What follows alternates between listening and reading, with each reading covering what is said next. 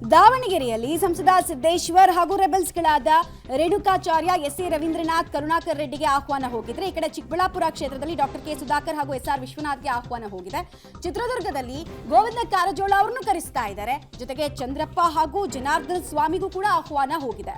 ಬೆಳಗಾವಿಯಲ್ಲಿ ಜಗದೀಶ್ ಶೆಟ್ಟರ್ ಜೊತೆಗೆ ಬಂಡಾಯದ ನಾಯಕರಿಗೆ ಒಳ ಕುದಿ ಎಲ್ಲೆಲ್ಲಿದೆಯೋ ಅಲ್ಲೆಲ್ಲವೂ ಕೂಡ ರೆಬಲ್ಸ್ಗಳಿಗೆ ಆಹ್ವಾನ ಕೊಟ್ಟಿದ್ದಾರೆ. ತುಮಕೂರಿನಲ್ಲೂ ಅಷ್ಟೇ ವಿ ಸೋಮಣ್ಣ ಅವರು ಕ್ಯಾಂಡಿಡೇಟು, ಜೊತೆಗೆ ಮಾಧುಸ್ವಾಮಿ ಅವರಿಗೆ ಆಹ್ವಾನ ಕೊಟ್ಟಿದ್ದಾರೆ. ಸಮಸ್ಯೆ ಏನು ಸರಿಪಡಿಸೋಣ ಬನ್ನಿ, ಮಾತುಕತೆ ಆಡೋಣ ಅಂತ ಹೇಳಿ ಕರೆಸಿದ್ದಾರೆ.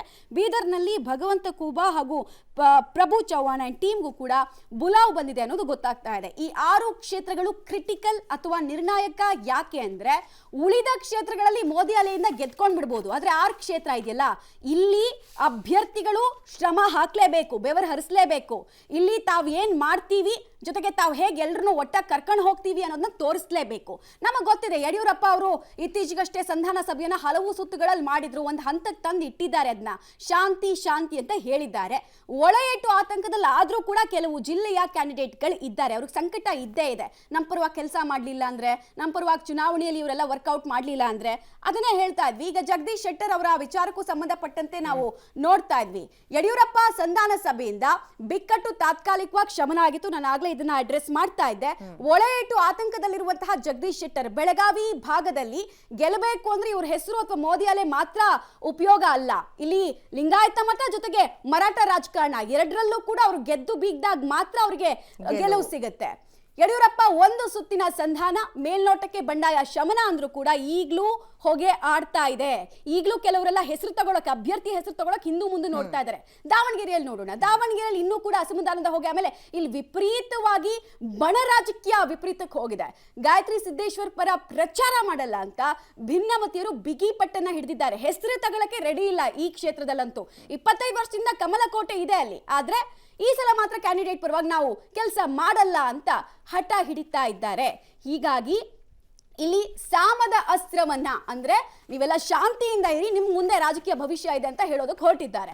ತುಮಕೂರಿನಲ್ಲೂ ಅಷ್ಟೇ ಟಿಕೆಟ್ ಕೈ ತಪ್ಪಿದ್ದಕ್ಕೆ ಮಾಧುಸ್ವಾಮಿ ಅವರು ತೀವ್ರ ಬೇಸರವನ್ನ ಹೊರ ಹಾಕಿದ್ದಾರೆ. ಸೋಮಣ್ಣ ಅವ್ರ ಪ್ರಯತ್ನ ಪಟ್ರು, ಅವ್ರ ಪಾಡಿಗೆ ಅವ್ರು ಹೋಗ್ತಿದ್ದಾರೆ, ಪ್ರಚಾರ ಮಾಡ್ತಿದ್ದಾರೆ, ಆದ್ರೆ ಮಾಧುಸ್ವಾಮಿ ಅವರ ಬಲ ಇಲ್ಲದೆ ಇಲ್ಲಿ ಗೆಲ್ಲೋದು ಕಷ್ಟ. ಲಿಂಗಾಯತ ಓಟ್ಗಳ ಕ್ರೋಢೀಕರಣ ಆಗ್ಬೇಕು, ಒಂದೇ ಕಡೆಗೆ ಚಾನಲೈಸ್ ಆಗ್ಬೇಕು ಅಂದ್ರೆ ಅವ್ರ ಸಪೋರ್ಟ್ ಬೇಕು. ಹೀಗಾಗಿ ಅಸಮಾಧಾನ ಜೀವಂತವಾಗಿದೆ ಅನ್ನೋದನ್ನ ಅರಿತಿರುವಂತಹ ಅಮಿತ್ ಶಾ ಅವರು ಕರೆದಿದ್ದಾರೆ, ಬನ್ನಿ ಮಾತಾಡೋಣ, ಪ್ರಾಬ್ಲಮ್ ಏನು, ಸೊಲ್ಯೂಷನ್ ಹೀಗಿದೆ ನೋಡಿ, ಹೀಗಾಗುತ್ತೆ ಅಂತ ಹೇಳಲಿಕ್ಕೆ. ಇನ್ನೊಂದು ಕಡೆಗೆ ಚಿಕ್ಕಬಳ್ಳಾಪುರ ಟ್ರಬಲ್ ಕ್ಷೇತ್ರ, ಮತ್ತೊಂದು ಟ್ರಬಲ್ ಕ್ಷೇತ್ರ. ಬರಿಗೈಯಲ್ಲಿ ವಾಪಸ್ ಆಗಿದ್ರು ವಿಶ್ವನಾಥ್ ಅವ್ರ ಮನೆಗೆ ಹೋಗ್ಬಿಟ್ಟು, ಆಮೇಲೆ ವಿಶ್ವನಾಥ್ ಅವ್ರು ಕೂಡ ತಿರುಗೇಟ್ ಕೊಟ್ಟಿದ್ರು.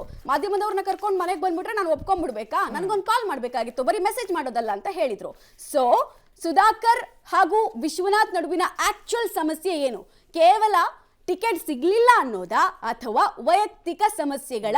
ಅದನ್ನ ಕೂಡ ಅಡ್ರೆಸ್ ಮಾಡ್ಲಿಕ್ಕೆ ಅಂತ ಹೇಳಿ ಇವತ್ತು ಮೀಟಿಂಗ್ ಅನ್ನ ಕರೆದಿರೋದು ಗೊತ್ತಾಗ್ತಾ ಇದೆ. ಸುಧಾಕರ್ ಭೇಟಿ ಮಾಡದೆ ವಿಶ್ವನಾಥ್ ಅಸಮಾಧಾನವನ್ನ ಮುಂದುವರಿಸ್ತಾ ಇದ್ದಾರೆ. ಆಮೇಲೆ ಅವರು ತೀರಾ ಅಂದ್ರೆ ತೀರಾ ವಾಗ್ದಾಳಿಯನ್ನು ನಡೆಸ್ತಾ ಇದ್ದಾರೆ. ಟಿಕೆಟ್ ಇವ್ರಿಗೆ ಯಾಕೆ, ನನ್ನ ಮಗನಿಗೆ ಯಾಕೆ ಸಿಗ್ಲಿಲ್ಲ ಅಂತ ಕೇಳ್ತಾ ಇದ್ದಾರೆ ಅವರು. ಪುತ್ರನಿಗೆ ಟಿಕೆಟ್ ಸಿಗದೆ ಇರೋದ್ರಿಂದ ಶಾಸಕ ಚಂದ್ರಪ್ಪ ಅಸಮಾಧಾನವನ್ನು ವ್ಯಕ್ತಪಡಿಸಿದ್ರು ಚಿತ್ರದುರ್ಗದಲ್ಲಿ. ಬಟ್ ಅದು ಸಂಧಾನ ಸಕ್ಸಸ್ ಆಗಿದೆ. ನಿನ್ನೆ ಯಡಿಯೂರಪ್ಪ ಅವ್ರನ್ನ ಹಾಡಿ ಹೊಗಳಿದ್ರು.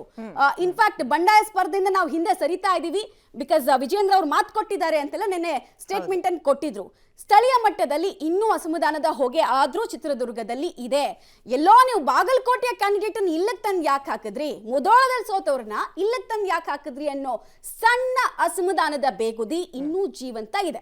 ಇನ್ನು ಬೀದರ್ಗೆ ನಾವು ಹೋಗೋದಾದ್ರೆ, ಭಗವಂತ ಖೂಬಾ ಅವರಿಗೆ ಟಿಕೆಟ್ ಕೊಡಬೇಡಿ ಅಂತ ಹೇಳಿ ಪಟ್ಟು ಹಿಡ್ತಿದ್ರು ಸ್ಥಳೀಯ ಶಾಸಕರು ಎಲ್ಲರೂ ಕೂಡ.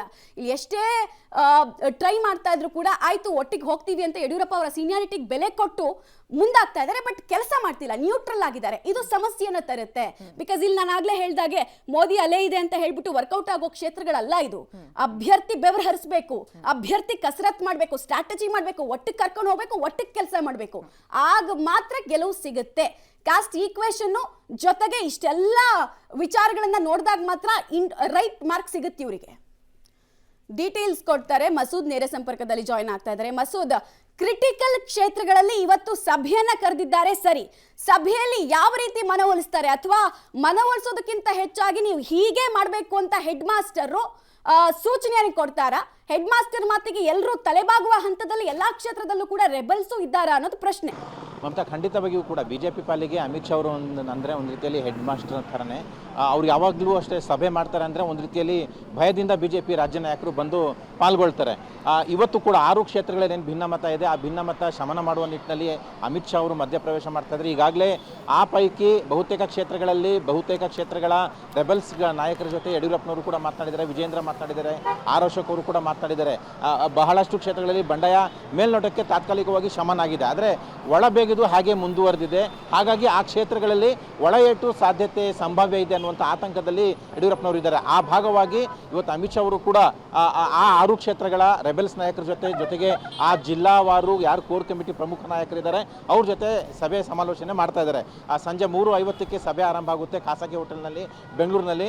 ಮುಖ್ಯವಾಗಿ ಈ 6 ಕ್ಷೇತ್ರಗಳಲ್ಲಿ ಅಂದರೆ ದಾವಣಗೆರೆ, ಚಿಕ್ಕಬಳ್ಳಾಪುರ, ಚಿತ್ರದುರ್ಗ, ಬೆಳಗಾವಿ, ಬೀದರ್ ಮತ್ತು ತುಮಕೂರು ಈ ಭಾಗಗಳಲ್ಲಿ ಇನ್ನೂ ಕೂಡ ಆಂತರಿಕ ಒಳಬೇಗುವುದೇ ಹಾಗೆ ಮುಂದುವರೆದಿದೆ. ಮುಖ್ಯವಾಗಿ ದಾವಣಗೆರೆಯಲ್ಲಿ ಮೇಲ್ನೋಟಕ್ಕೆ ಎಲ್ಲರೂ ಕೂಡ ಒಪ್ಕೊಂಡಿದ್ದಾರೆ, ಆದರೆ ಅಭ್ಯರ್ಥಿ ಪ್ರಚಾರ ಮಾಡಲ್ಲ ಅಂತ ರೇಣುಕಾಚಾರ್ಯ ಎಸ್ ಎ ರವೀಂದ್ರನಾಥ್ ಅವರು ಹೇಳ್ತಾ ಇದ್ದಾರೆ. ಚಿಕ್ಕಬಳ್ಳಾಪುರದಲ್ಲೂ ಅಷ್ಟೇ ಎಸ್ ಆರ್ ವಿಶ್ವನಾಥ್ ಅವರು ಕೂಡ ಸುಧಾಕರ್ ಅವರ ಪರವಾಗಿ ಪ್ರಚಾರ ಮಾಡೋದಿಲ್ಲ, ಆದರೆ ಮೋದಿ ಅವರ ಹೆಸರು ಹೇಳಿ ಮತ ಕೇಳ್ತೀನಿ ಅನ್ನುವಂಥ ಹೇಳಿಕೆಯನ್ನು ಕೊಟ್ಟಿದ್ದಾರೆ. ಮೊನ್ನೆ ಅವರ ಮನೆಗೆ ಸುಧಾಕರ್ ಅವರು ಹೋದಾಗಲೂ ಕೂಡ ಎಸ್ ಆರ್ ವಿಶ್ವನಾಥ್ ಅವರು ಇರಲಿಲ್ಲ. ಆ ಮೂಲಕ ಪಕ್ಷದ ಅಭ್ಯರ್ಥಿಗೆ ಮುಜುಗರ ಆಗಿದೆ ಅನ್ನುವಂತಹ ಚರ್ಚೆ ಪಕ್ಷದ ವಲಯದಲ್ಲಿ ನಡೀತಾ ಇದೆ.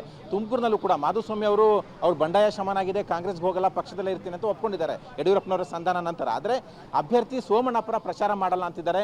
ಇನ್ನು ಬೆಳಗಾವಿಯಲ್ಲಿ ಇನ್ನೂ ಕೂಡ ಭಿನ್ನಮತ ಹಾಗೆ ಮುಂದುವರೆದಿದೆ. ಸ್ಥಳೀಯವಾಗಿ ಜಗದೀಶ್ ಶೆಟ್ಟರ್ಗೆ ತೀವ್ರ ವಿರೋಧ ಹಾಗೆ ಮುಂದುವರೆದಿದೆ. ಅಲ್ಲಿ ಇನ್ನೂ ಕೂಡ ಬಹುತೇಕ ಒಂದು ಎಂಡ್ಗೆ ಬಂದಿಲ್ಲ. ಆ ಹಿನ್ನೆಲೆಯಲ್ಲಿ ಅಮಿತ್ ಶಾ ಅವರು ಇವತ್ತು ಈ 6 ಕ್ಷೇತ್ರಗಳ ಪೈಕಿ ಎಲ್ಲ ಕ್ಷೇತ್ರಗಳಲ್ಲೂ ಕೂಡ ಬಂಡಾಯ ಶಮನ ಮಾಡಲೇಬೇಕು ಅನ್ನುವಂಥ ನಿಟ್ಟಿನಲ್ಲಿ ತೀರ್ಮಾನ ಮಾಡ್ಕೊಂಡು ಬಂದಾಗಿದೆ. ಬೀದರ್ನಲ್ಲೂ ಕೂಡ ಅಷ್ಟೇ ಭಗವಂತ್ ಖೂಬಾ ವಿರುದ್ಧ ಹಾಲಿ ಶಾಸಕ, ಮಾಜಿ ಶಾಸಕರೇ ಬಂಡೆದ್ದಿದ್ದಾರೆ. ಈ 6 ಕ್ಷೇತ್ರಗಳಲ್ಲೂ ಕೂಡ ಒಂದು ಖಡಕ್ ಆದಂಥ ವಾರ್ನಿಂಗ್ ಅನ್ನು ಕೂಡ ಇವತ್ತಿನ ಸಭೆಯಲ್ಲಿ ಅಮಿತ್ ಶಾ ಅವರು ಕೊಡ್ತಾರೆ. ಪಕ್ಷದ ಪರವಾಗಿ ಕೆಲಸ ಮಾಡಬೇಕು, ಪಕ್ಷದ ಅಭ್ಯರ್ಥಿ ಪರ ಪ್ರಚಾರ ಮಾಡಲೇಬೇಕು ಅನ್ನುವಂಥ ತಾಕೀತನ್ನು ಕೂಡ ಮಾಡ್ತಾರೆ.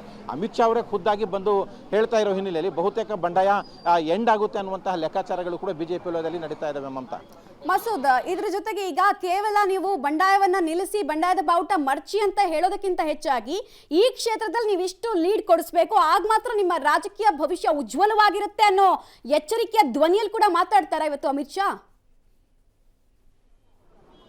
ಈಗಾಗಲೇ ಮೈತ್ರಿ ಒಂದು ಕಡೆ ಆಗಿದೆ, ಇನ್ನೊಂದು ಕಡೆ ಎಲ್ಲೆಲ್ಲಿ ಬಹುತೇಕ 28 ಕ್ಷೇತ್ರಗಳಲ್ಲೂ ಕೂಡ 10% ಪ್ರಮಾಣ ಮತಗಳಿಗೆ ಪ್ರಮಾಣ ಜಾಸ್ತಿ ಮಾಡಬೇಕು ಅನ್ನುವಂತಹ ಒಂದು ಟಾಸ್ಕನ್ನು ಬಿಜೆಪಿ ಹೈಕಮಾಂಡ್, ರಾಜ್ಯ ಬಿಜೆಪಿ ನಾಯಕರು ಈಗಾಗಲೇ ರವಾನೆ ಮಾಡಿದೆ. ಜೊತೆಗೆ ಈಗ ಎಲ್ಲೆಲ್ಲಿ ಬಂಡಾಯ ಇದೆ ಅಲ್ಲಿ ಬಂಡಾಯ ಬಿಕ್ಕಟ್ಟು ಎಲ್ಲವನ್ನು ಕೂಡ ಶಮನ ಮಾಡುವಂತಹ ಜವಾಬ್ದಾರಿ, ಜೊತೆಗೆ ಅಲ್ಲಿ ಶಮನ ಆದ ನಂತರ ಅಲ್ಲಿ ಎಲ್ಲರೂ ಕೂಡ ಒಗ್ಗೂಡಿ ಪಕ್ಷದ ಅಭ್ಯರ್ಥಿ ಪರ, ಅಲ್ಲಿ NDA ಅಭ್ಯರ್ಥಿ ಇರಲಿ ಅಥವಾ ಬಿಜೆಪಿ ಅಭ್ಯರ್ಥಿ ಇರಲಿ, ಪಕ್ಷದ ಅಭ್ಯರ್ಥಿನ 10% ಹೆಚ್ಚುವರಿ ಲೀಡ್ ತೆಗೆದುಕೊಂಡು ಬರಬೇಕು ಅನ್ನುವಂಥ ಟಾಸ್ಕನ್ನು ಕೂಡ ಕೊಡ್ತಾ ಇದ್ದಾರೆ. ಕಳೆದ ಬಾರಿಗಿಂತಲೂ ಜಾಸ್ತಿ ಲೀಡ್ ಬರಬೇಕು. ಜೊತೆಗೆ ಓವರಾಲ್ ಆಗಿ ಪ್ರತಿ ಕ್ಷೇತ್ರಗಳಲ್ಲೂ ಕೂಡ 10% ಮತಗಳಿಕೆ ಪ್ರಮಾಣ ಜಾಸ್ತಿ ಆಗಬೇಕು ಅನ್ನುವಂಥದ್ದು, ಅದು ಬೂತ್ ಮಟ್ಟದಿಂದಲೇ ತೋರಿಸಬೇಕು ಆ 10% ಮತಗಳಿಕೆ ಪ್ರಮಾಣ ಅನ್ನುವಂಥ ಟಾಸ್ಕನ್ನು ಕೂಡ ಕೊಟ್ಟಿದ್ದಾರೆ. ಒಂದು ಕಡೆ ಗೊಂದಲವನ್ನು ಶಮನ ಮಾಡುವಂಥ ಕೆಲಸ, ಇನ್ನೊಂದು ಕಡೆ ಲೀಡ್ ಜಾಸ್ತಿ ತೆಗೆದುಕೊಂಡು ಬರಬೇಕು ಅನ್ನುವಂಥದ್ದು, ಇನ್ನೊಂದು ಕಡೆ ಆ ಕ್ಷೇತ್ರಗಳಲ್ಲಿ ತುಂಬ ಕಡಿಮೆ ಲೀಡಲ್ಲಿ ಅಂದರೆ ಒಂದು ರೀತಿಯಲ್ಲಿ ಅವಮಾನ ಆಗೋ ರೀತಿಯಲ್ಲಿ ಕಾಂಗ್ರೆಸ್ ಅಭ್ಯರ್ಥಿಗಳನ್ನ ಸೋಲಿಸಬೇಕು ಅನ್ನುವಂಥ ನಿಟ್ಟಿನಲ್ಲೂ ಕೂಡ ಚರ್ಚೆಗಳು ನಡೀತಾ ಇದೆ. ಅಂತ ವೆಲ್, ಥ್ಯಾಂಕ್ ಯು ಮಸೂದ್ ತಮ್ಮ ಡೀಟೇಲ್ಸ್ಗೆ. ಸೊ ಅಮಿತ್ ಶಾ ಅವರು ಬಂದಿರುವಂತಹ ಉದ್ದೇಶ ಕೇವಲ ಸಭೆ ಸಮಾರಂಭ ಸಮಾವೇಶಗಳಲ್ಲಿ ಭಾಗವಹಿಸುವುದಷ್ಟೇ ಅಲ್ಲ, ಈ ಅಸಮಾಧಾನವನ್ನ ಶಮನ ಮಾಡೋ ಹಿನ್ನೆಲೆಯಲ್ಲಿ